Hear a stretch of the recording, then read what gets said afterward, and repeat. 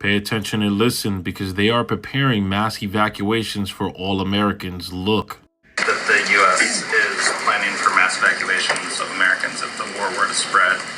Can you kind of give context of how likely you guys are viewing that scenario and whether this is very top level planning or if there's some sort of granular detail that you guys are going into on this effort? I won't go into granular detail on operational planning one way or another, but it would be imprudent and irresponsible if we didn't have folks thinking through a broad range of contingencies and possibilities, and certainly evacuations are one of those things. I mean, there's not a place in the world where the Pentagon doesn't have contingency plans on the shelf. May need updating, but have them on the shelf to help with the evacuation of American citizens. And given what's going on in the Middle East right now, I think it's perfectly reasonable. I think it would be imprudent and irresponsible if we weren't doing some kind of contingency thinking. But we're not at a point of execution right now.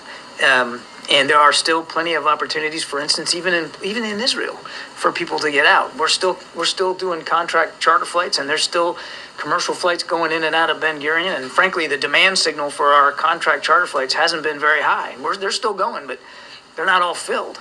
And the same could be said for places like Lebanon. But each country's different, and the threats and challenges in each will change over time. And we're doing all the right prudent thinking that you would expect us to.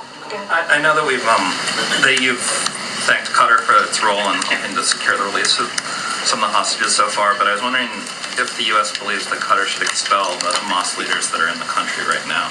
I don't think. Well, I'll just say we're having conversations with partners across the region, and we know that Qatar has an open line of communication with Hamas.